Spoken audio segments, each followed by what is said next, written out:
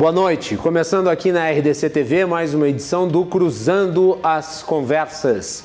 Você pode nos acompanhar a partir das 22h30 de segunda a sexta-feira nos canais 24 e 524 da NET.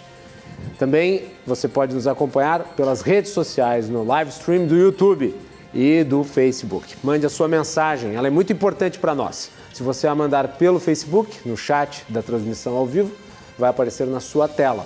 Se você mandar pelo WhatsApp, que está aparecendo agora, nós vamos receber aqui no nosso programa e nós vamos lê-la dentro das possibilidades de tempo que temos, dentro das conversas que estabelecemos com os nossos convidados. Muito bem, nós vamos falar hoje sobre a questão envolvendo o trânsito e a chamada indústria da multa. É necessário fazer modificações no Estatuto do Trânsito, no Estatuto dos Motoristas? Quais são as políticas que devem ser implementadas de modo a termos maior segurança, mas ao mesmo tempo diminuirmos aquilo que pode ser chamado de uma forma predatória de arrecadação? Para falar sobre esse tema que é extremamente polêmico, nós convidamos o advogado em direito tributário e societário, membro do Instituto Brasileiro de Governança Corporativa, especialista em gestão de crises, Ayrton Favarin.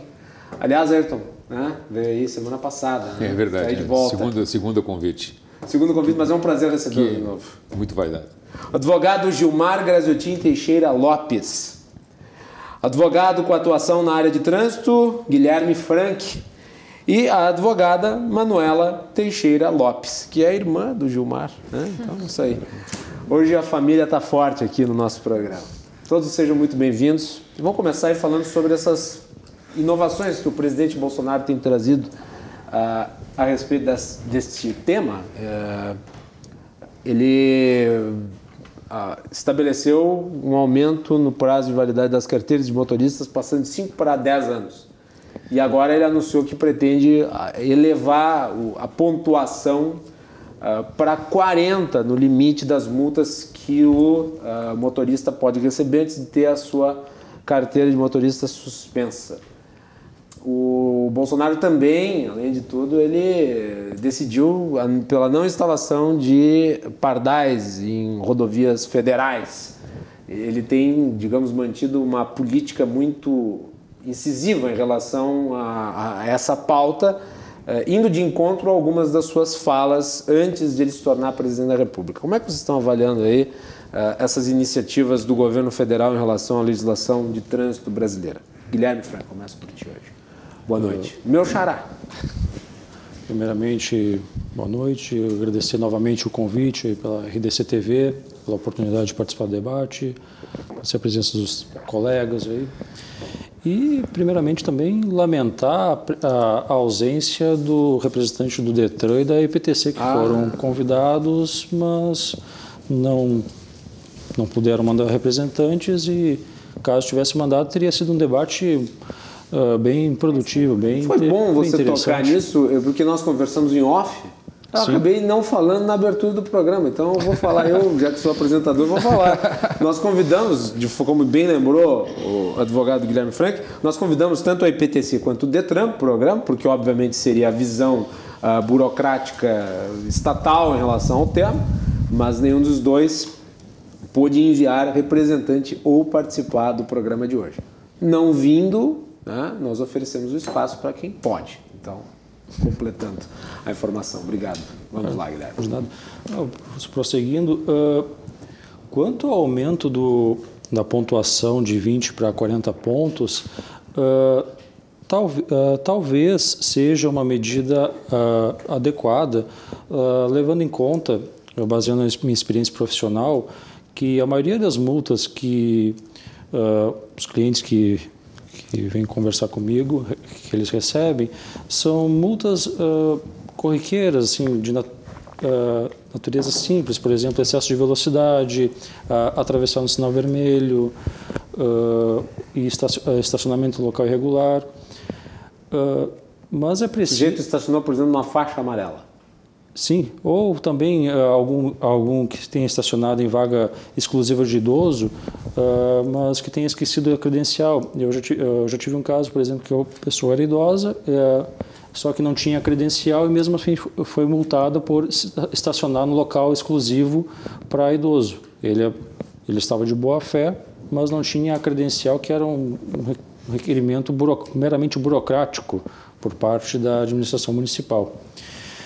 Em todo caso, acredito assim que talvez seja pertinente aumentar o limite da pontuação, mas é preciso ter um critério mais racional, não é algo que tem que ser falado a esmo, né, que tem que ser baseado em fatos estatísticos e ter muito cuidado também para verificar se isso não vai agravar, não vai aumentar a ocorrência de multas, né, se não vai piorar a situação.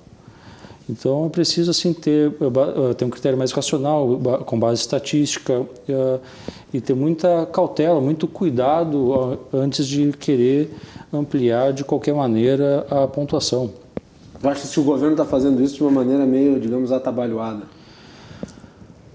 Olha, talvez não. Não tenho que afirmar com certeza, né? Mas talvez assim seja mais adequado os órgãos técnicos competentes elaborarem um estudo mais adequado, baseado em critérios estatísticos, para antes de querer, de maneira até um pouco temerária, ampliar a pontuação desta forma, né? Pode inclusive aumentar o número de autuações indevidas e aumentar até delitos de trânsito, né? Tem que ter muito cuidado. Esse tipo de política não é um incentivo à prática de infrações? Porque nós já estamos aí com muitos motoristas com pontuações elevadas nas suas carteiras. Sim. Não me parece que esses motoristas deixariam de infringir a legislação se eles tivessem mais pontos para queimar. Quer dizer, se tivessem 30 pontos, eles chegariam aos 30. Se chegarem a 40 pontos, o limite for 40 pontos, eles vão chegar aos 40 pontos. Isso não é estimulante, digamos, não é um convite para o cometimento de infrações, quando o que se busca é a diminuição efetiva do número de infrações de trânsito? Que a diminuição efetiva das infrações de trânsito ocorreria com um trabalho educacional, né? Que o Código de Trânsito tem um caráter pedagógico eminente. Tu não autua por autuar com um propósito meramente arrecadatório. Deveria se multar para educar, para evitar o cometimento de novos delitos, de novas infrações. Então, talvez, de fato, possa ocorrer esse efeito perverso de se estimular a prática de novos delitos. O motorista, o condutor que vai se sentir incentivado a praticar mais infrações, talvez isso seja uma consequência nociva. Mas se acompanhado do aumento do limite de pontuação for diferente o modo como a autoridade de trânsito autua, isto é, autuando para educar e não para arrecadar, talvez seja benéfico. Talvez diminua inclusive o número de suspensões, suspensão de direito de dirigir, que se tornou um propósito meramente arrecadatório, muitas vezes. Muito bem. Manuela, bem-vinda. Boa noite. Obrigada pelo convite. Muito bem. Suas opiniões em relação a essa situação? Eu acho que essa situação, eu acredito que essa situação, ela gera uma sensação de impunidade na sociedade, assim, que é uma coisa que a gente, contrapartida, não quer mais ver. E a gente tem que sempre parar e pensar e refletir no alcance futuro que uma decisão dessas vai acabar tendo. Porque ela não vai, com certeza, ser alguma situação que vai melhorar ou piorar imediatamente a situação do trânsito, mas no futuro isso vai ter uma consequência muito mais séria. Então, eu acredito que o grande problema hoje seja essa sensação que as pessoas... Vai gerar uma sensação de felicidade, porque as pessoas vão se sentir menos perseguidas, por exemplo, com autuações, assim, ou vão se sentir mais livres, mas não vai gerar o efeito de resolver um problema, no meu ponto de vista, assim. Então, a gente tem que ter muito cuidado com algumas coisas. Eu realmente acredito que hoje a gente tenha problemas muito mais urgentes na sociedade para resolver, que seja a dificuldade de colocar a legislação de trânsito que já existe em prática, que, diga-se de passagem, é boa, tá? Sanar injustiças diárias que a gente vê, que essas multas de radar escondido, ou de... Enfim, coisas que a gente acaba passando, mas que às vezes não acontecem efetivamente, de alegarem que o condutor está sem cinto, por exemplo, quando na verdade pode ser que não esteja, que hoje em dia a maioria dos carros eles já vêm com apito, então a gente vê que é muito mais difícil hoje a pessoa realmente não estar de cinto de segurança. Está usando o celular enquanto dirige? Mas essa a gente deixa passar porque acontece bastante, né? Talvez seja o que mais tem aumentado, assim. Então, eu acho que tem muitas coisas, principalmente essas infrações que são advindas, que são essas cassações ou suspensões que estão sendo advindas de multas, que não acontece uma abordagem, que elas são presumidas, na verdade, que seja alguém daqui que esteja com a carteira suspensa ou não dirigindo, elas acabam gerando um problema muito maior. Eu acho que a nossa dificuldade hoje é realmente essa, assim, a gente dá essa validade, essa eficácia realmente justa para esse processo que já existe, para essa lei que já existe. Então, acho que o resto não vai melhorar. Eu acho que o que teria que melhorar é o que a gente já tem hoje, e para não gerar consequências muito maiores. Porque, inclusive, a gente vê, por exemplo, que essa indústria da multa que a gente fala, ela é uma cadeia de problemas. Ela, de tantas multas que a gente vê acontecer, elas acabam gerando um processo de suspensão. E hoje o que a gente mais vê é o aumento do processo de suspensão e cassação, que nada mais é que um monte de outras multas que a gente não sabe se são legais ou não. Então, os processos de cassação estão aumentando porque as pessoas estão dirigindo muito mais com a carteira suspensa. E ou seja, o objetivo deles, que era educar, tirar essas pessoas do trânsito e realmente gerar uma conscientização, não está gerando efeito, porque as pessoas continuam dirigindo. Então, alguma coisa está acontecendo. A necessidade de dirigir se impõe, né? Tantas pessoas utilizam o carro para trabalhar. Exato. Né? E às vezes acabam sendo cassadas injustamente mesmo. Então, é esse problema anterior que a gente teria que resolver e não facilitar. Bem, Ayrton Favorito. Bom, é um tema bastante polêmico, né? Né? Porque, ao meu entender... Vou te dar uma ideia aqui. O que eu imagino que eu acho que seja adequado aqui, em vez de fazer um aumento para 40 pontos. Vou dar aqui uma sugestão, depois eu quero ouvir de todos o que acham. Você criar faixas de pontuação diferente para os tipos de infração que você comete. Por exemplo, você tem direito a 30 pontos em infrações leves, mas em infrações gravíssimas você tem direito a 14, por exemplo. Ou 12. Não, é uma ideia. Poderia criar faixas. É uma ideia interessante. Eu vejo assim, mais efetivo. Eu vejo assim aqui... O sujeito estacionou o carro, por exemplo, estacionou 2 vezes o carro numa faixa amarela.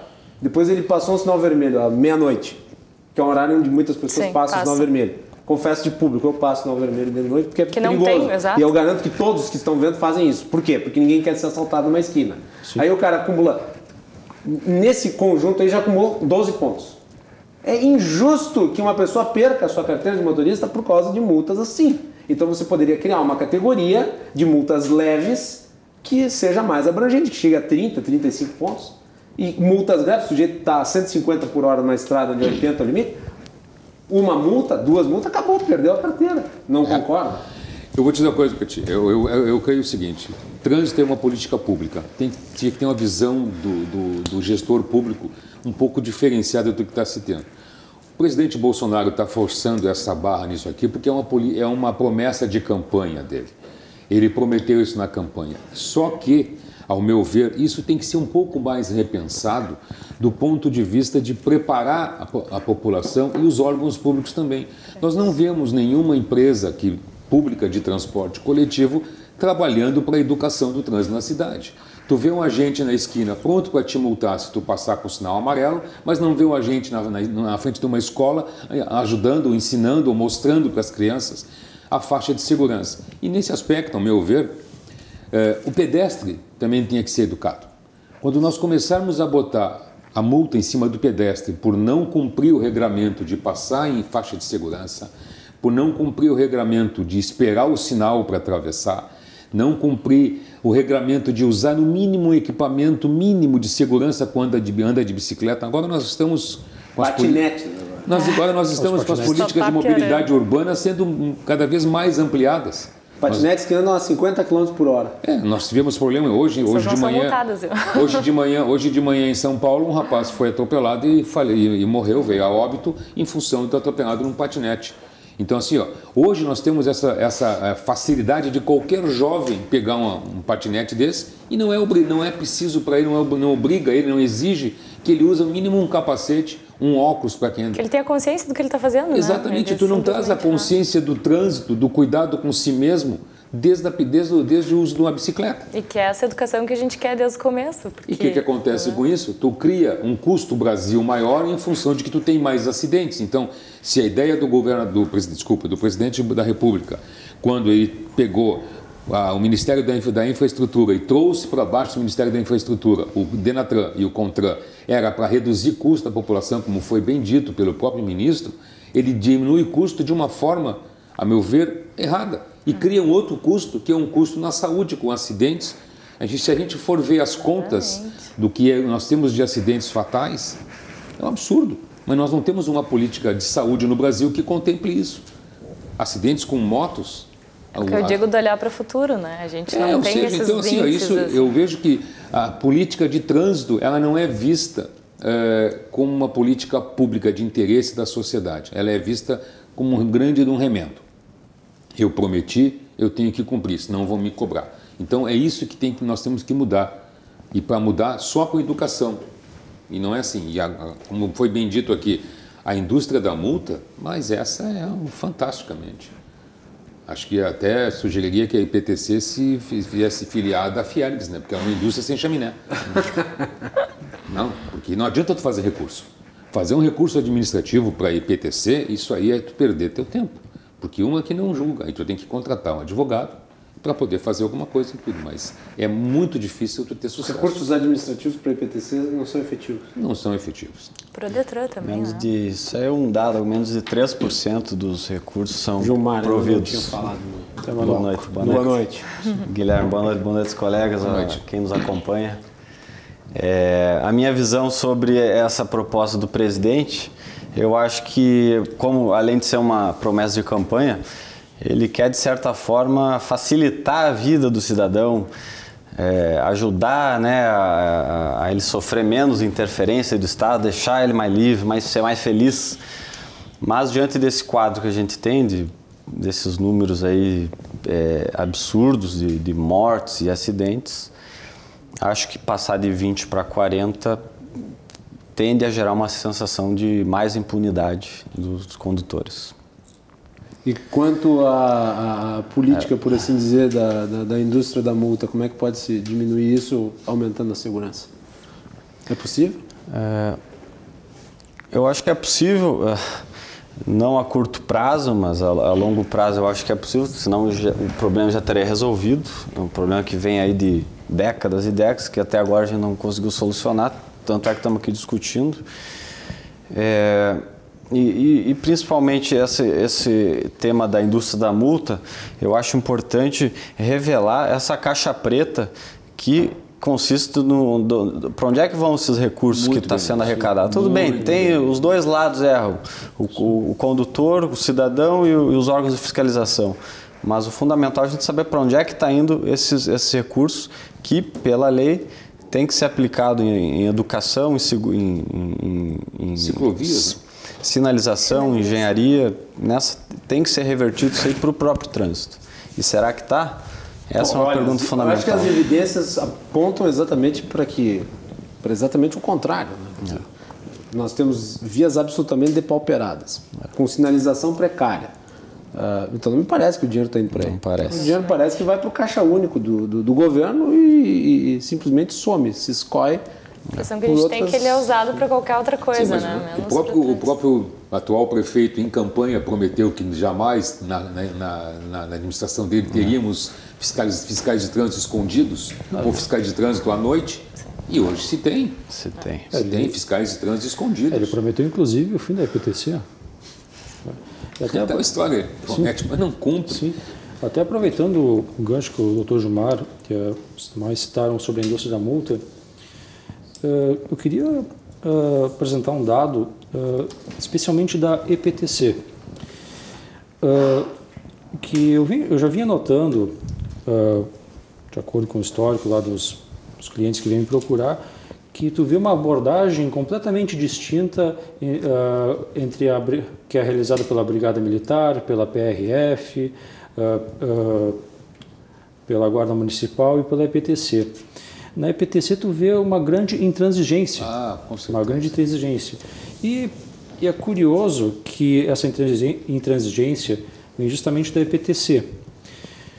A EPTC, como o próprio nome disse, é a Empresa Pública de Transporte e Circulação. O formato dela é de sociedade anônima. Sociedade anônima, tu faz, os demais colegas talvez saibam até melhor do que eu, tu faz com propósito de lucro. Inclusive aqui, estou com um balanço patrimonial da EPTC de 2017, que eles não apresentaram de 2018. A nossa câmera vai tentar pegar aí a informação.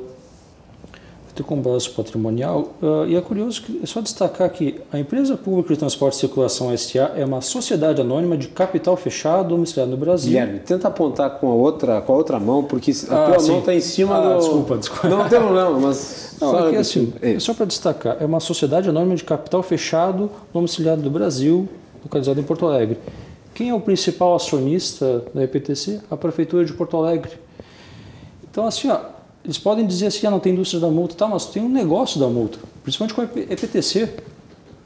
Uma empresa da multa. É uma empresa da multa. Como é que tu vai dizer que uma sociedade anônima, que até tem um outro dado aqui, que em 2018 as multas corresponderam a 61% do lucro, da receita da EPTC, como é que tu não vai dizer que a EPTC não tem interesse econômico? Como é que ela não vai dizer que ela tem interesse de arrecadar? Ela tem a mentalidade do capital, do empreendimento, do escopo da empresa. E qual é o escopo da empresa da EPTC? A multar, arrecadar. Ela precisa preencher o caixa, é com o caixa que ela paga os funcionários, que ela mantém os pagamentos com fornecedores. Então, assim, o problema, especialmente da EPTC, já começa por aí. A gestação da EPTC já é equivocada, do meu ponto de vista. Embora, assim, isso já foi questionado judicialmente, mas por uma decisão, aceitaram uma decisão que eu achei bem questionável, aceitaram a natureza jurídica da EPTC como empresa. Né?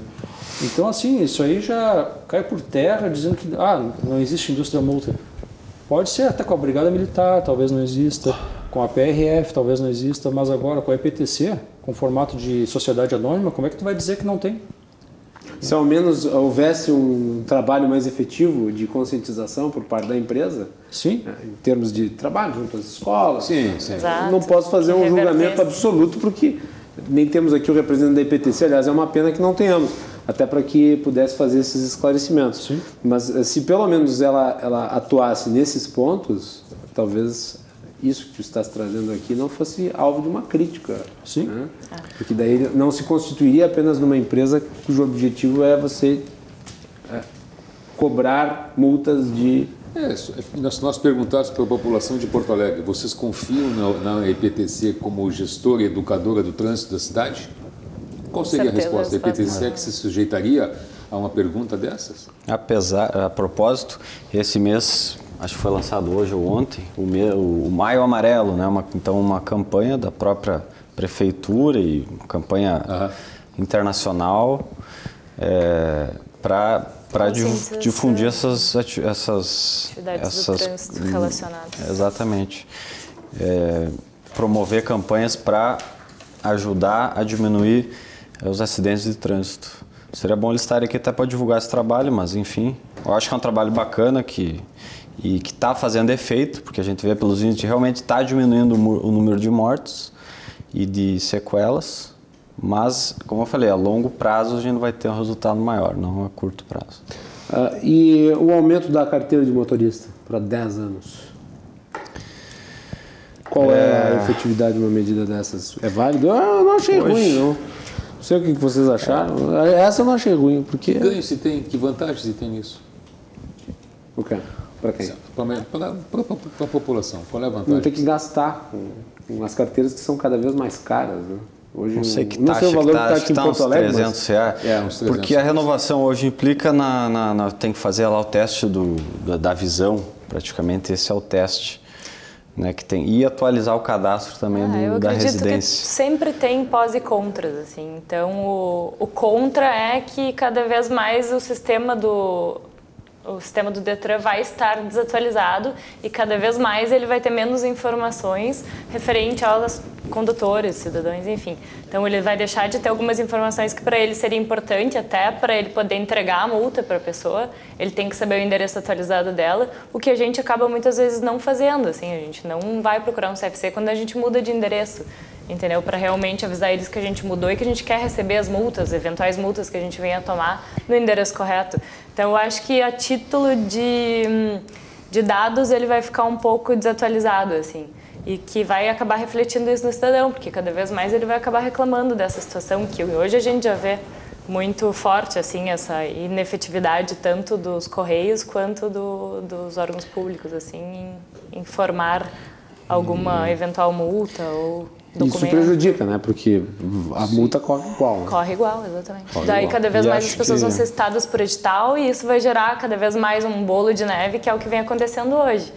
Mas hoje é o começo de tudo, isso vai só facilitar, no meu ponto de vista, com relação a isso. Assim. Acho que até uma certa idade, botar 50 anos, acho que é tranquilo para, vamos dizer, aumentar de 5 para 10. Né? Porque já não vai acontecer muitos problemas assim com a saúde dos condutores.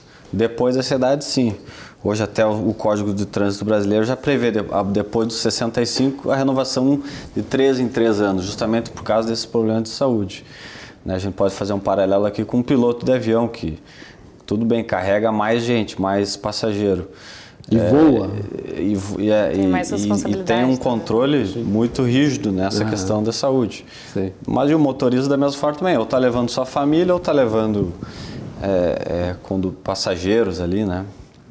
Então é um paralelo importante para se fazer essa questão de segurança. O problema é que as taxas são todas muito caras. Você paga R$300 para fazer uma renovação, é um absurdo. Hoje as pessoas não têm dinheiro.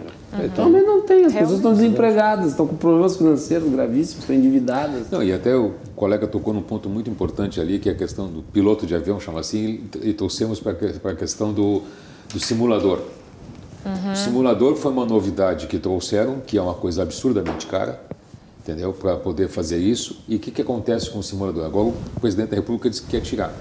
Mas aí tu começa a olhar para isso, para o simulador. Será que tu usar um simulador por 10, 12, 20 horas de aulas técnicas em simulador vai te tornar um melhor piloto? Foi o comparativo que eu fiz em off, né? Não adianta você comprar um flight simulator e instalar no seu computador, não vai sair pilotando avião. Exatamente. Então o que nós temos hoje? Hoje nós temos uma busca. Eu vejo isso em nível de governo federal, uma busca daquilo que poderia ser algo que tem alguém ganhando por fora alguma coisa. É Sim. a questão do trânsito, né? Uma vantagem, exatamente. O trânsito é bem isso mesmo. Mas ainda é obrigatório que os Detrans tenham... Só complementando, tem até uma matéria no Valor Econômico que as indústrias de fabricantes de simuladores, já tem indústria, a Associação das Indústrias Fabricantes de Simuladores, estão se rebelando contra essa novidade do governo, porque elas investiram mais de 400 milhões de reais para poder fabricar os simuladores. Até onde eu sabia, tinha sido obrigatório, depois tinha caído a obrigatoriedade, e daí voltou a obrigatoriedade, é isso, basicamente. Aí o dono lá do lugar fica louco. Né? Ficou louco, Exato, que é ele que a gente comentou ali fora, né? Que o dono do CFC com certeza é o que mais reclama, porque ele teve que comprar o aparelho para agora não ser usado. Então, a margem dele já é pequena, né? E vai repassar para o que envolve trânsito, o consumo é absurdo. Nós estamos tratando de números superlativos. Nós vamos tratar de placa de carro, vamos tratar de carteira de motorista. É compulsório tu fazer essa alteração toda. A questão dos extintores de incêndio, os kits de acidente. De primeiro socorro, que eram obrigatórios. Pois é, mas quantas pessoas compraram? Quantos motoristas têm a capacitação para fazer um curativo? Não vamos longe, vamos nas placas do Mercosul agora. Recente, então a gente vê que falta essa... É muito ineficiente o sistema, né? Pergunta do nosso telespectador Paulo Dil Fernandes. Os convidados podem informar quais são os componentes da junta de julgamento? São formados em direito de trânsito? Não.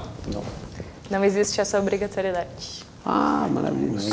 Tem colegas advogados que integram as juntas, mas também tem outros profissionais. Não sei nem se são concursados.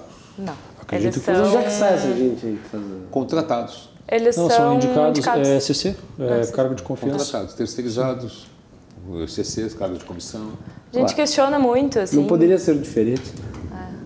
A gente questiona muito isso, que para todas as áreas hoje é interessante que tenha uma expertise, que alguém realmente aponte os lados positivos e negativos e veja os dois lados da moeda. Então, obviamente que uma pessoa da área faria isso melhor. Sim. Então, que a gente acaba não vendo isso hoje, que eu acho que é o principal, assim, é o pilar de tudo, que é onde está escondido todo o problema, é aí.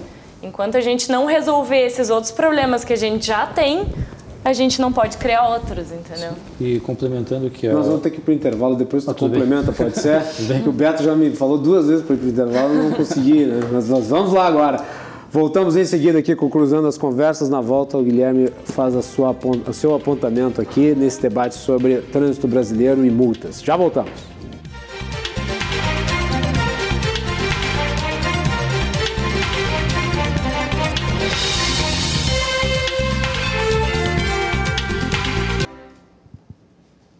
De volta aqui na RDC TV com Cruzando as Conversas. Você pode nos acompanhar pelos canais 24 e 524 da NET e também pelas redes sociais. A RDC TV está no Facebook, no Twitter, no Instagram e no YouTube. Mande a sua mensagem e nós vamos lê-la aqui dentro das nossas possibilidades de tempo. No programa de hoje estamos falando sobre trânsito, sobre indústria da multa, sobre legislação.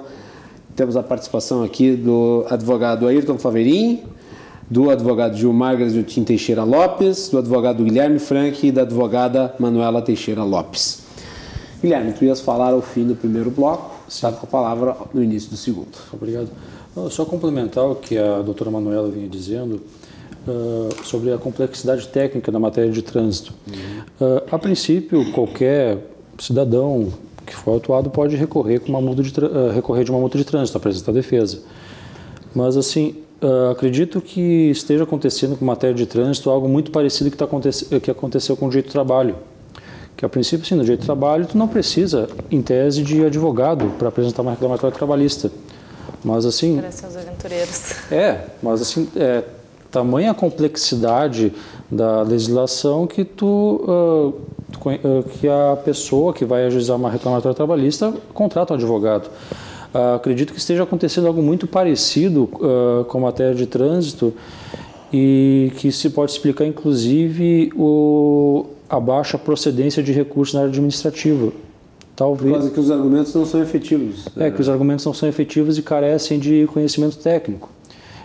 Então, talvez seja importante o condutor ter a ciência de ter um auxílio jurídico, de recorrer para uma assessoria técnica adequada. A gente sempre bate nesse ponto, até com o EPTC, em algumas reuniões que a gente teve e audiências públicas, sobre essa necessidade que a gente, para poder fazer um recurso hoje com embasamento técnico e, enfim, com base na legislação, a gente precisa que eles nos deem pareceres ou decisões que a gente possa bater, que não seja aquelas padrões de indeferido com os mesmos argumentos de todas, que é um recorte e cola nítido, assim. Então, a gente questiona muito eles. No momento que vocês melhorarem, com certeza o cidadão também vai procurar melhorar as defesas dele, vai procurar por profissionais capacitados. Não acho que haja interesse que haja uma melhora nas defesas. Eu acho que eles diminuiriam os aventureiros. Sim. Acho que seria efetivo. Acho que sim. Porque as pessoas não iam mais se aventurar para receber sabendo, porque hoje em dia elas pensam, não, vou contratar um advogado, eu vou fazer, vai dar na mesma. Entendeu? Por que eu vou pagar? Vou lá, vou botar receita de miojo, eu sempre brinco que vai dar na mesma situação, quando não deveria dar na mesma situação. Entendeu? Então, isso tem que ser revisto, assim, esse procedimento deles que precisava ser revisto antes de qualquer outra coisa. Assim. E como fica a legitimidade, por exemplo, da EPTC, da da prefeitura dizer o seguinte: a gente até pode concordar, mas a gente vai discordar, então busca teus direitos na justiça. Por que já não resolver na esfera administrativa? Por que essa falta de vontade? Não dão conta, né? Ao meu ver, acontece o seguinte: o sistema ele está viciado e ambas as partes acabam burlando e se utilizando das brechas da lei. Os órgãos de fiscalização abusam do direito de autuar, com todo esse intuito que a gente estava falando. E todo esse aparato, né? Em cima disso, mas por outro lado, o cidadão também se utiliza do direito de recorrer, de gerar esses inúmeros recursos que muitas vezes não são lidos, e justamente para poder se safar daquele acúmulo de pontos. Então, os dois lados, o sistema tem umas anomalias assim que é difícil de entender a que pontos nós chegamos. Acaba que o bom cidadão acaba se confundindo com o mau motorista, né? Então, na opinião do colega, então tu achas que por não haver um controle qualificado por parte do órgão público, também há um momento de tu deixar como qualquer maneira tu fazer uma defesa? Acredito então por isso que se cria aquela situação que já foi até matéria em nível nacional de carteira laranja, né? Pessoa que tem carteira de motorista. Tem carteira de motorista, não tem carro, não dirige, mas tem carteira. E aí alguém toma os pontos na multa, vai lá e negocia. É aquele exemplo que a gente estava falando. Vou daqui a Curitiba hoje, levo 15 autuações, soma lá 150 pontos, 120 pontos. Eu distribuo alguns pontos aqui entre os conhecidos, recorro de outros tantos e estou limpo, estou com a carteira limpa. Porque o prazo que eu vou recorrer nessas 3 esferas que eu tenho para me utilizar de defesa, passa de um ano que o ponto tem ali a gente fala que caduca os pontos. Então, tudo bem, é um direito nosso, mas será que o sistema foi feito para funcionar assim? Me parece que tanto na legislação, a legislação de trânsito, ela sofre do mesmo problema da legislação como em geral no Brasil, né? Uma legislação que tem o excesso de recursos como uma característica. Excesso de burocracia. O nosso direito, ele garante tudo isso, né? Ele garante tudo isso, está na Constituição lá, né? Ninguém é condenado se não for sem prova em contrário. Então, ou seja, tu propõe isso para ti, tu te deixa essa oportunidade. Então, esse excesso de recursos encarece o processo e não traz efetividade à defesa e tampouco à punibilidade. Isso que o Gilmar falou é importante porque nós temos aí a utilização disso de meio puramente protelatório. Sim. O caráter é protelatório. Não é porque você realmente tem uma demanda efetiva ou você tem uma justa causa. E quem tem uma justa causa acaba se prejudicando porque ela não é analisada, né? Em virtude do montante de processos aí que são gerados. Exatamente. O condutor, autuado, ele faz um exame de custo de oportunidade, né? Utilizando o termo econômico. Eu fui autuado injustamente, mas se eu apresentar defesa não vai adiantar nada. Então o que eu vou fazer? É mais fácil eu recorrer a uma sinega laranja, ou indicar um amigo, a recorrer a um meio fraudulento. Então, para toda essa questão ainda tem o judiciário, né? Que a gente entra no judiciário. O Paulo Dico mandou uma mensagem, você mandou agora de novo, dizendo que ele não conhece ninguém que tenha tido um recurso acolhido. A gente conhece.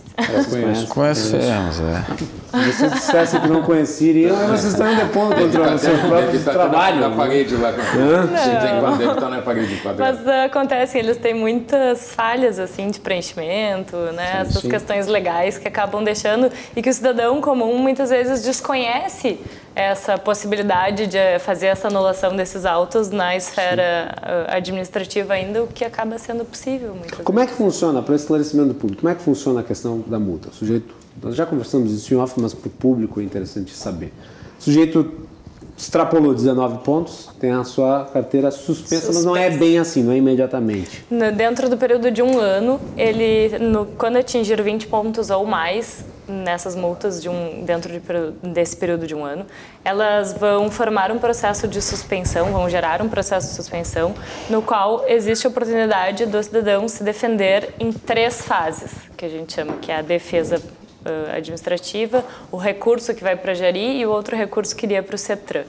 Tá? Então, ele tem essas 3 oportunidades de resolver esse problema. A partir disso, a carteira dele é bloqueada, acaba sendo bloqueada no sistema do Detran e ele não poderia dirigir, ele teria que procurar uma reciclagem, refazer essas horas de aula, a prova, tudo para poder voltar a dirigir. Quem diz que ele faz isso?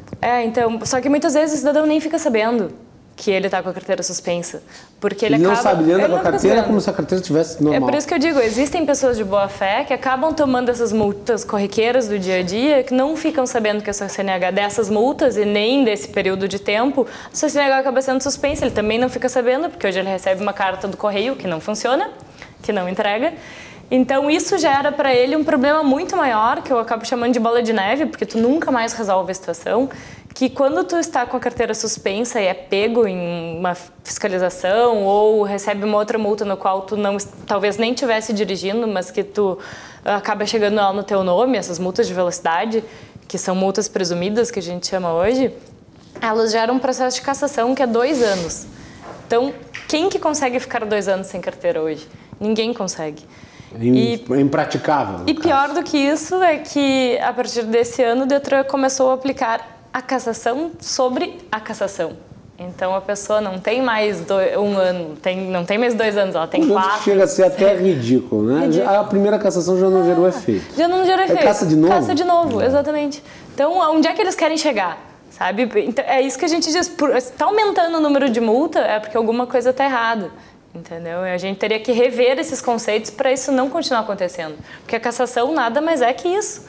É o aumento de multa que... E quanto tempo, por exemplo, eu tomei uma multa na segunda-feira, por exemplo. Quanto tempo demora para essa multa se efetivar? Porque ela fica aqueles pontos, eles ficam lá. Sua multa foi na cidade, em urbana, na rodovia estadual ou rodovia federal? Vamos pegar o que é mais comum, entre rodovias estaduais ou... Federal leva mais de 1 ano para chegar aqui. Nem chega. Nem chega. Eles têm que expedir dentro de 30 dias, né? Legalmente, as multas. Mas para validar os pontos?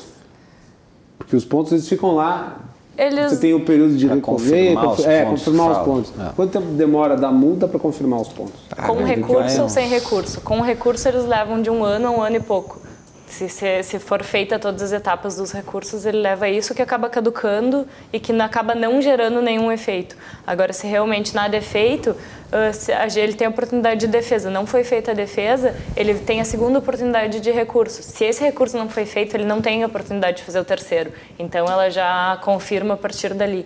Sim. Isso é bem mais rápido. Hoje tu perde a carteira até por ser devedor, né?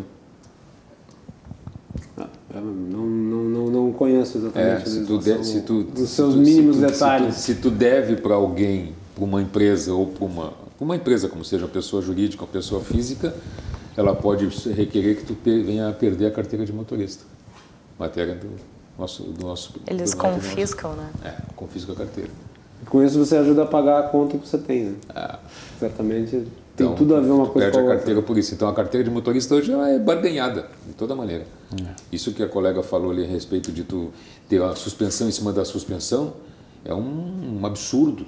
É um absurdo. Um absurdo, porque tu já não... Isso é uma aberração jurídica. Uma aberração jurídica. O absurdo nascido da ineficiência do trabalho de contenção das infrações. O mais triste, a gente vê que o judiciário não é favorável a uma decisão contrária. Ele é conivente com o sistema. Então, a gente acaba... Hoje se desesperando um pouco, porque a gente não vê uma saída ou não vê o problema se resolvendo, a gente vê o problema agravando, assim. Então, de onde a gente se socorre, a gente também não consegue... Inclusive, eu já vi decisão aqui do judiciário do TJRS dizendo que a esfera administrativa esgotaria. Já vi, negando acesso à jurisdição, inclusive. Nossa, dizendo assim...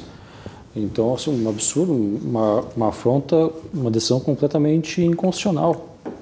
Isso por parte de um juiz, no caso? Foi no caso, um desembargador, no caso, o presidente da turma recursado no juizado especial. É uma decisão que eu vi na jurisprudência do TJRS, mas me surpreendeu, assim, eles estão cada vez mais flexíveis. A decisão desse desembargador, ela basicamente estipula o seguinte: nós vivemos no império dos burocratas. O burocrata tem a palavra final sobre tudo. É que aí tem nós não podemos recorrer ao judiciário. Tudo se exaure no sentido administrativo. Estamos nas mãos de carimbadores. Sim. O que a gente vê é isso, que às vezes as decisões deles são baseadas nessa... Eles alegam, por exemplo, assim, no momento que tu entregou a tua carteira, que tu já começou a cumprir, tu não devia vir para o judiciário reclamar sobre essa situação, porque tu já está cumprindo. E, na verdade, não tem nada a ver. A gente vê uma dificuldade de tempo hoje no judiciário, que tudo demanda um longo período para ser julgado. E hoje a gente consegue ver que o Detran mudou o sistema porque já começa esse tempo, mesmo não entregando a CNH no CFC, ele já conta... Da decisão. A partir do momento que eles bloqueiam, começa a contar o período de cumprimento. Antigamente, tu precisava entregar a CNH para isso começar, o que acabava gerando um grande problema para as pessoas, assim. Então, antigamente a gente via decisões nesse sentido. Não, ele já entregou a carteira, agora não tenho mais nada para fazer, nem para julgar, nem para definir. Tem... É o acesso, ele tem direito, ele teria que... É uma garantia fundamental, está listado no artigo 5º da Constituição, o teu acesso à jurisdição. Tu não pode esgotar na esfera administrativa o questionamento. Tu tem direito a ter uma manifestação judicial. Claro. Em 2 instâncias, inclusive. Sim, em 2 instâncias. Só acho que até essa questão do judiciário teria que ser levada em conta quando a gente questiona os custos que eles têm com essas multas, assim. Porque isso tem um custo para eles, com certeza, tem um custo para o cidadão de ter que estar buscando seus direitos.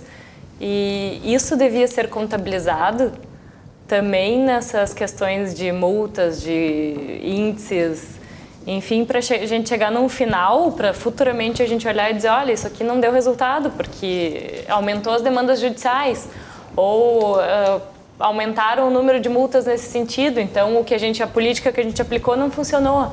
Eu acho que tudo isso tem que ser avaliado, que é uma coisa que eu acho que o presidente não fez, que é avaliar essas questões mais técnicas para poder tomar uma decisão fundamentada. Lembrando que essas propostas dele vai implicar em mudança da legislação, então vai ter que ser via projeto de lei, não vai ser por meio de decreto. Não é uma canetada. Exatamente, vai depender do jogo democrático ali. Existe um projeto de lei já andando. Então... Pergunta da nossa telespectadora Carmen Fernandes. Qual motivo o Estado não parcela o montante das multas com cartão de crédito? Essa novidade está para acontecer agora. Formas de pagamento. Coisa. Essa novidade está para acontecer. O Estado quer receber, então às vezes ele negocia ali para facilitar. O Estado não vai pagar taxa de administração para a empresa dona, para a bandeira do cartão. O Estado não quer pagar nada. Antigamente os cartórios aceitavam que tu pagasse alguma coisa que tu pegasse no cartório, um documento, com o cartão de crédito ou cartão de débito. Hoje não aceita mais. Aceita cheque ou dinheiro. Cheque? Cheque ou então dinheiro. É uma mentalidade jurássica mais do que provada. Né? Por quê? Para não pagar taxa para a administração, né? Como é que o Estado vai pagar taxa para a bandeira do cartão? De que jeito? Isso que o Estado do Rio Grande do Sul tem o Banrisul ainda. Poderia... Uma coisa... Existem bancos aí, estatais. Não aceitam o banco.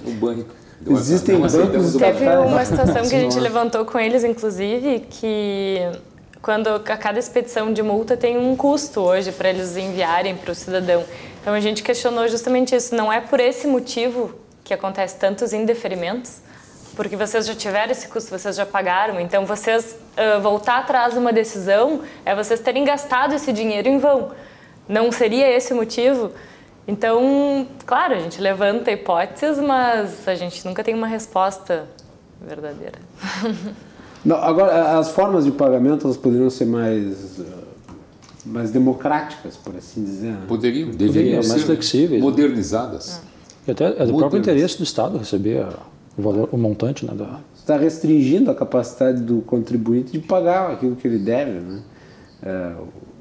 O infrator, muitos admitem que realmente cometeram uma infração e querem resolver o seu problema pagando. Tu está numa situação assim, o Estado autua, aí tu quer pagar, aí tem dificuldades para pagar o próprio Estado que te autuou. Sabe, uma coisa meio... Não entrou em prática no Rio Grande do Sul, mas eles fizeram um sistema que se tu abrisse mão de fazer o recurso da tua multa, tu teria desconto de 40% na multa. Então tu pagaria ela com esse desconto, que é bem considerável, mas tu abre mão do teu recurso. As pessoas ficaram super felizes, mas ninguém pensou no outro lado. Tu está abrindo mão de um direito que é teu, claro, por um desconto. É justo? Sim, tu está barganhando o direito de petição, o direito de recorrer. Né? Muitos acreditam não vão nem aderir a isso, porque o problema não é nem apagar a multa, né? É o ponto. O que incomoda o motorista quanto não é vale a multa. esse ponto? Não é multa, é injustiça. Mas pro motorista em si, o problema maior não é o dinheiro que ele vai gastar numa multa. O dinheiro é ruim, dói.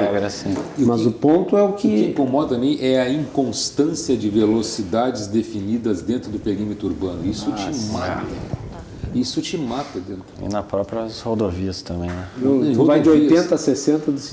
Porto Alegre tu vai de Falta 60 a 40 em né? alguma coisa. Tu vai para algumas coisas. Então, assim, que criem mecanismos de controle de tráfego melhor do que simplesmente tu mudar de uma ponta para outra e a autuação pegar. Sinalização mais adequada. Nós não temos ruas de primeiro mundo. Temos carros de primeiro mundo. Agora temos um sistema de trânsito que é terceiro. Precário. Nós não temos uma política pública de trânsito. Isso que tem que mudar. Isso tem que ter um olhar melhor do gestor público. E começa, acredito eu, começa lá do início, né? Com educação. Fundamental. Né? Começa na escola. Se houvesse uma política efetiva de conscientização para os problemas de trânsito... inclusive porque o objetivo... Isso não quer dizer que a pessoa nunca vai cometer uma infração. Não. Claro. Mas certamente no grau em que se comete hoje as infrações de trânsito não seria. E nós não precisamos... Sempre se fala o número de homicídios no país. 70 mil homicídios, 60 mil homicídios. Mas tem um número de mortos no trânsito que é de 100 mil por ano. 100 mil por ano. Tem um dado de seguradora? É uma mortandade. De janeiro de 2018 a outubro, foram 270 mil indenizações. 270 mil indenizações. 12% foram mortes. 62% invalidez permanente. Quanto custa isso para o Estado? E daí acontece o seguinte, né? O sujeito além dos acidentes ocorridos em virtude das infrações que são cometidas, também acontecem os acidentes em virtude da precariedade das estradas. Evidente que sim. Né? Por exemplo, hoje tu não consegue se locomover numa estrada aqui no Rio Grande do Sul sem desviar de panela. Sim. Para desviar de panela tem que entrar às vezes na pista da contramão e daí pode acontecer um acidente. As delimitações de ultrapassagem não são as mais adequadas, a sinalização também, como foi mencionado pelo Dr. Ayrton, não é a melhor. Você tem um conjunto de situações aí que comprometem o cidadão no trânsito. É mais do que as multas, né? Eu sempre digo, o trânsito é isso. E francamente, é impossível tu dirigir corretamente 100% das vezes. Tem que ter uma razoabilidade. Inclusive a legislação de trânsito prevê que para infrações médias e leves a multa possa ser convertida em advertência. Que deveria de ser a primeira função do órgão público. Sim. Educação, pedagogia, educar, fazer com que tu aprenda, não te autuar. Sim, a advertência é a oportunidade de educar o condutor autuado. Que não é feito. O aspecto pedagógico da pena, isso contribui para o desenvolvimento do cidadão. Agora, se tu não faz isso, se tu não olha para o cidadão com esse olhar atentado de fazer com que ele melhore a vida dele na comunidade, que ele seja um munícipe melhor, só vai o quê? Tu só vai tirar o dinheiro do bolso dele e não vai dar. Tu tira, mas não entrega nada para ele. Como é que tu quer uma educação desse jeito? As pessoas se revoltam também com isso, né? Claro. E a sociedade, queira ou não, se acostumou com esse número aí que o amigo falou. Mas pra gente que vive esse dia a dia, vê tragédias assim de morrer a família inteira, pai, mãe e filho, morrer 5 dentro de um carro, é chocante. E falta essa conscientização que o carro é uma arma, e além de ser uma arma de calibre de guerra que mata tudo isso aí. No final de semana chega a dar 20 mortes aí por final de semana. Dia das Mães agora, pode escrever, tem gente que vai viajar e ou não vai ver a mãe, ou vai ver vai ver a última vez, porque vai voltar e já não vai mais. Então, esses que a gente tem que tentar resolver, né? Essa conscientização, essa educação. Vamos fazer um intervalo? Nós voltamos em seguida para falar sobre pardais. Um outro assunto que eu acho que é da maior importância.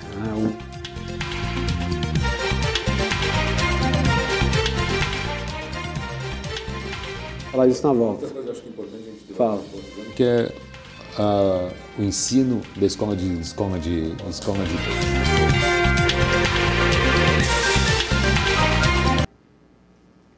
De volta na RDC TV, hoje aqui no Cruzando as Conversas, debatendo sobre trânsito, indústria da multa, legislação. Nós temos a participação do Ayrton Favarin, do Gilmar Graziotin Teixeira Lopes, do Guilherme Frank e da Manuela Teixeira Lopes, todos advogados desta área importantíssima.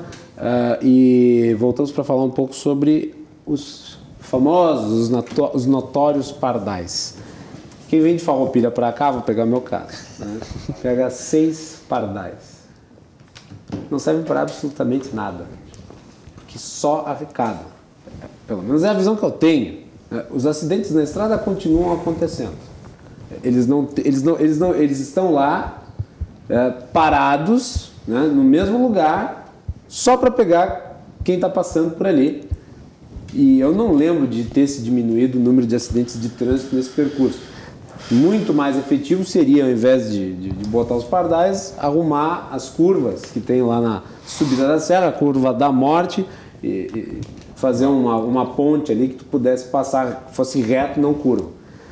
Esse tipo de iniciativa nunca é tomada. Entretanto, né, se amplia o número de pardais, e inclusive alguns deles nem são...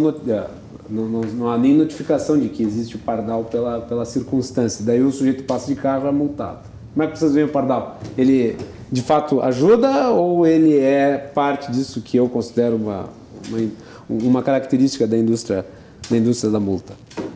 Vamos lá, Gilmar. Eu acho que ajuda. Ajuda? Se tiver estrategicamente visto por um técnico que naquele ponto ele é importante e vai chamar a atenção do motorista, não é para pegar, não é aquele pega-ratão que está aí escondido lá. Não, você está bem sinalizado num ponto difícil que vai obrigar o condutor a reduzir. Mas a lombada eletrônica não é mais efetiva nesse sentido? Eu acho muito mais efetiva. Também. Por isso que ela é mais visual, sabe? Tu vê ela na distância, tu já vai diminuindo a velocidade. Não sei se é mais caro a lombada eletrônica também, comparado com... Por isso que essa questão que o presidente Bolsonaro aí diz que cancelou o contrato de 800 radares aí nas rodovias, ele passou uma régua meio por cima, mas eu acho que é importante botar nos pontos estratégicos ali que vai evitar acidente. Bem, a opinião dos demais? Eu acho que a gente não sabe a fundo por que foram retiradas as lombadas eletrônicas e os pardais. Antigamente nós tínhamos um cacuete, né, de que a empresa que fornecia o controlador eletrônico na cidade, ela dava um percentual das autuações, ficava com ela, outra para o município. Depois houve uma proibição por isso e tudo.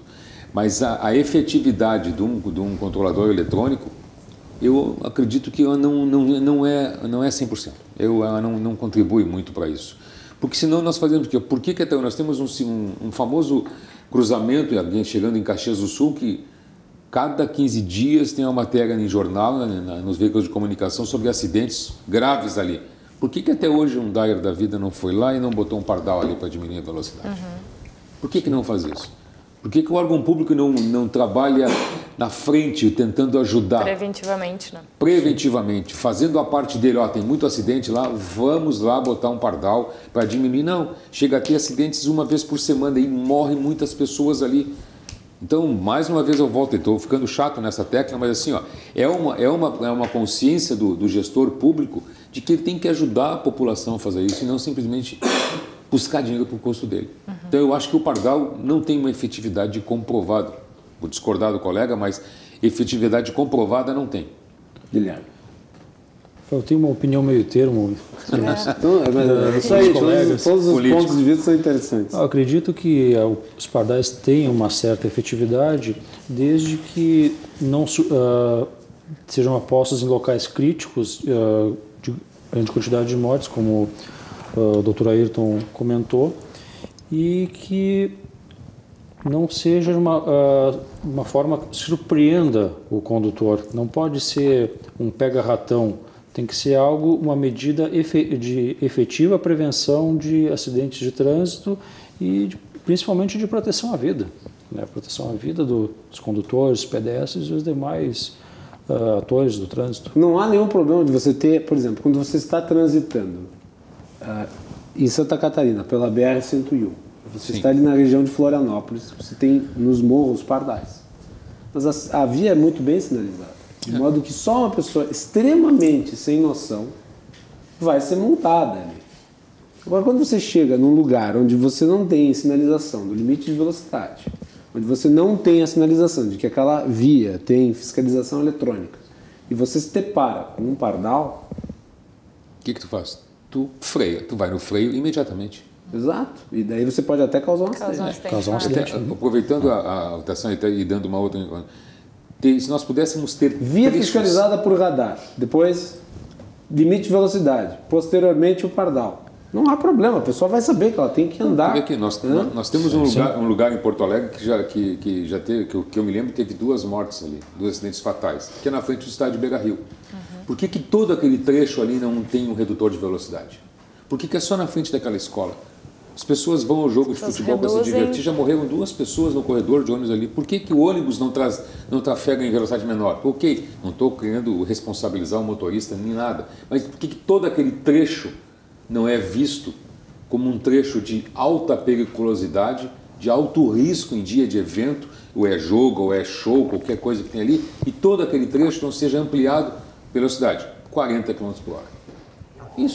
Isso é uma política que tem que ser feita. Que efetiva, né? Que só na frente da escola, só as crianças vão atravessar. Claro, as crianças também merecem esse tipo de proteção, mas o restante do povo que passa naquele trecho ali... Que acaba virando uma conduta viciada, né? A gente freia para passar ali, mas depois dali a gente... Tu já acelera? Pois é isso. Às vezes o pardal tá lá, tá 80, passou o pardal, o cara volta pro 150. É isso aí. Mas é uma função, quer ou não, ele tem uma obrigou a reduzir. Não, claro, obviamente. Mas eu acredito que do modo como está posto hoje, em boa parte dos casos, ele não é efetivo. Ele se transformou, na verdade, num entulho que custa caro. E alguém não ganha resolve. E alguém o que a gente não sabe é o que acontece realmente por trás de uma decisão desse tamanho, assim. Então é porque talvez alguma coisa que a gente ainda não saiba esteja acontecendo, mas que eu acredito também, eu sou do meio termo, porque eu acredito que ele seja muito efetivo e que existe comprovação de que realmente ele reduz acidentes, reduz... E um detalhe, só para acrescentar, para a instalação de um pardal, um radar tem que ter um estudo técnico prévio. Laudo de engenheiro. Laudo de engenheiro, tem todo um processo até de certa maneira complexo. O próprio aparelho, ele é oferido pela Inmetro, ele tem que preencher os padrões, senão ele não estaria ali. Mas enfim. Como é que ele funciona? Como é que ele faz o cálculo? Ele tem uma marcação na pista. A marcação na pista. Tu passa, bate uma roda, ele calcula o teu eixo, o espaço do eixo. Do espaço entre... E te bota. Isso eu não fazia a menor ideia. Física. E aqui o pardal, na verdade, é só fotografia, porque o pardal, na verdade, ele está no chão. Né? Tem pardais, inclusive, que são utilizados não somente para fiscalizar a velocidade, mas também como atravessar sinal vermelho. Para medir fluxo de veículos também. Controlar. Vamos mudar um pouco de assunto, que eu acho que é importante. Nós já estamos na fase final aqui do programa, mas é um tema que eu acho que é importante, que é a fiscalização. Por exemplo, blitz. Me surpreende o fato de que as blitz, elas são feitas a incidência de blitz, ela se dá em períodos específicos. Por exemplo, pós arrecadação do IPVA. Aí começam a surgir blitz. Que dá para ter algum tipo de crédito em relação às blitz, o caráter que seria pedagógico, educativo, quando ela é feita exatamente para que haja uma punição em relação àquela pessoa que não pagou determinado imposto? Existem vários caráteres assim dessas blitz, elas têm várias medidas, tanto inibir as situações de furto de veículo ou para pegar realmente a pessoa que esteja dirigindo, que esteja sendo procurada, criminosos, enfim. Ela também tem esse de tirar de circulação veículos que não poderiam estar circulando e os que estão com dívidas, né? Então, tem vários... Na maior parte dos casos, só pega quem está com dívida. E as baladas segura, né, com álcool. Esse cercamento eletrônico está funcionando na cidade? Ou seja, tu tem um carro que teve produto de furto ou de roubo, as câmeras da cidade conseguem identificar o veículo pela placa e automaticamente o sistema se comunica? Está funcionando Na Blitz, sim. Na Blitz, sim. Na Blitz, até que a Brigada Militar participa, geralmente. Não, eu digo nem na Blitz, eu digo nas câmeras. O que foi vendido há muito tempo atrás pelo gestor público, que existiria um cercamento eletrônico em Porto Alegre. Houve um assalto com o veículo foi produto de assalto e aí as próprias câmeras conseguem monitorar. Eles têm um sistema bem bom lá dentro, que é bem bom o sistema deles de câmera, eles monitoram muitas situações, tanto que às vezes Claro que daí depende de muita situação, do aviso, tudo, porque tudo acontece muito rápido. Mas a gente já vê situações que, se eles são comunicados, eles conseguem procurar o veículo dentro de um determinado perímetro, né, indicado. Assim. O que foram instalados aí em algumas avenidas, parece que foram 6 câmeras de alta definição que aí o agente fica lá no computador e fica, aquele condutor está com o celular, falando no celular, que ele está sem cinto. E isso está acontecendo, uma ideia interessante. O bom seria já bater uma foto ali para convencer o motorista, né? Porque senão é difícil tu explicar para o cidadão, não, a palavra do agente vale mais que a tua. Né? Fica a situação sem prova, tá sem cinto, tava falando no celular, não, mas eu não tava. Não consegue fazer essa prova contrária, né? Então acho que quanto mais começar a bater foto de tudo para convencer ali o cidadão, puta, realmente eu tava falando no celular. Mas do celular tem um detalhe ainda que ficou mais complexo em razão do avanço das tecnologias, que muitas vezes tu tem acesso... O sujeito olhando o GPS. O GPS, tu tem justamente... É olhar o celular? Sim. Porque olhar o GPS é igual olhar o WhatsApp. O motorista aplicativo ali, né, que tá trabalhando. Verdade, tu tem acesso a tecnologias acessórias do próprio carro através do celular. Então, como é que tu... eu acho bem questionável, por exemplo, tu quer conversar pelo Bluetooth ou acessar um GPS ali e tu vai fazer isso aqui no celular, tu está passivo de ser multado. Fica subjetivo, né? Fica muito subjetivo. Acontece um monte, é totalmente subjetivo. Eu acredito que na prática não tem como, até em decorrência do avanço da tecnologia, não tem como avaliar, não tem como fiscalizar. Sim, acaba... Vamos avançar na polêmica. Tem um outro tema que é do meu interesse, que eu acho que... Eu tenho uma tese que é polêmica em relação ao assunto, que é em relação ao sujeito que não pagou, por exemplo, IPVA, e daí ele tem o carro numa blitz apreendido. Ali fora. O carro é apreendido. Ou seja, o seu bem, a sua propriedade privada é tomada pelo Estado. Confiscada. Confiscada. Não, confiscado, tomado pelo Estado. Eles botam lá onde Judas perdeu as botas. Pois é, né? Tu vê como é que é. Pega muita gente. Onde Judas perdeu as botas, porque tu não pagou o IPVA do ano. Por quê? Não paguei IPVA porque não vale a pena pagar o IPVA, porque eu pago o IPVA e depois eu passo por uma estrada, tem uma panela, eu bato com o carro no buraco, arrebento o meu carro, eu tenho que consertar o carro, eu vou ter que pagar. Se o problema fosse esse, ainda tudo bem. A grande questão é que o que a gente tem visto é que, por exemplo, se tu vai no banco hoje pagar, tu diz, eu vim aqui pagar o meu IPVA. Ela vai dizer, tudo bem, o teu IPVA é esse, mas ela não te disse que tem a taxa de expedição para te pagar. Então tu chega ali achando que tu está pagando a taxa inteira e tu está só pagando IPVA. E teu documento nunca chega. Sim, claro. Porque tu não pagou a taxa de expedição, que era R$16, porque a pessoa do banco não te cobrou. Porque tu não pediu que tu queria pagar o IPVA e a taxa de expedição. Então as pessoas acabam não recebendo o seguro obrigatório e daí são paradas na blitz, daí claro. Mas as multas, né? Tem que quitar tudo. Tem que quitar tudo. Daí claro, tá parado na blitz, não tem o documento. Não, mas eu tô falando no sentido do Estado ter o poder de te tirar o bem porque tu não pagou. Digamos, se eu não pago o IPTU, não te tiram. Eles não vão tirar minha casa imediatamente, só depois de uma execução fiscal. Sim, é uma forma indireta de penhora. É um absurdo. Isso é bem controvertido. Isso não é contestado. Teoricamente, juridicamente é contestado, mas na prática acontece isso. Teorias a gente tem bastante. A gente sempre diz que... Mas aqui é um programa para exercitar é uma teoria boa. Né? Os especialistas em tributário sabem disso. Vamos lá. Garantia. Me dê razão, Fabinho. A garantia, a execução. O Estado tem que falar. Como é que ele te coage a tu pagar isso aí? Ele poderia simplesmente te multar e te deixar a tua multa e tu sai com o veículo. A 200 metros poderia ser multado de novo. Sim. Entendeu? Deveria existir uma orientação. Tu estás viajando, tá? A mais de 100 quilômetros do teu domicílio. Não. O carro não pode ser apreendido. Recebe uma autorização especial para te poder voltar. Ou tu foi pego e o carro assim. Então tu tem uma autorização especial para tu rodar com esse carro, para te voltar para casa, para poder tu ir lá pagar. Muita gente fica no meio da estrada. A gente não tem saída. A gente compulsoriamente tem que pagar. E nisso o caminhão do guincho tá te esperando, né? São e normalmente isso acontece na sexta-feira e tu só consegue tirar teu carro na segunda. Não, e daí pela lógica acontece o seguinte, tu tem que pagar a taxa de liberação no CRA. Esperar cair. CRA, né? O CRVA. CRVA. Só tem 5 em Porto Alegre. Uma Tu tem cidade que que tem 1,5 milhão de habitantes. compensar no banco para poder tirar. Detalhe, eles têm um sistema integrado, mas ele não é, Ele não é atualizado imediatamente. Eles não são integrados. Esse é o problema. E daí aí você tem que ir lá. Não, aí você paga a primeira taxa para o CRVA, depois você vai ter que ir até lá no guincho. Vamos começar. Então, tu só pode pagar no Banrisul.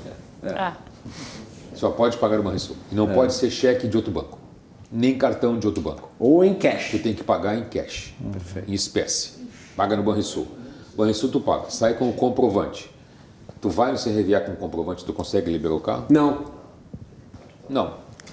Tu já não cumpriu a tua parte, tu já não pagou para o Estado. Quer dizer, a ineficiência do O Estado... detalhe aparece no computador do cara que tu pagou. Claro. Só não caiu. Ele não te autoriza porque ele não quer que tu pegue a Isso, e aí o que acontece com isso? Tu vai lá depois das 4, tu fica mais um dia, Tu tem que voltar e fazer todo o procedimento.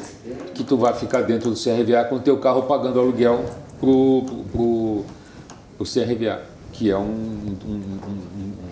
tem o poder do Estado de fazer aquilo ali.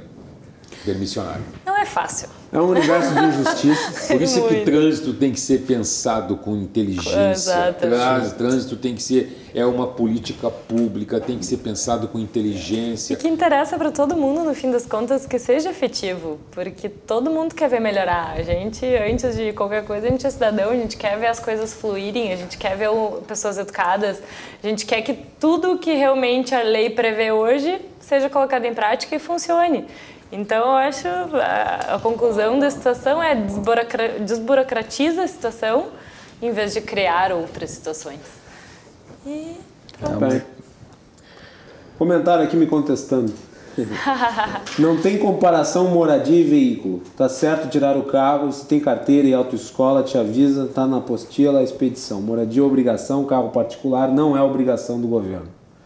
Não, mas os dois são propriedade privada. Mas e se eu uso o veículo para trabalhar? O uso é da propriedade. Eu estou aqui questionando a questão da propriedade privada, não se um é essencial ou não. Exatamente. O governo não pode lhe tomar uma propriedade privada de sem forma... o devido processo legal, contraditório, pela defesa. Tira na hora. Tira na hora. Até vira. Tá na hora. Quer dizer, e se o sujeito está desempregado, não tem como pagar o IPVA? Como é que faz? Quer dizer, e o sustento dele é do carro.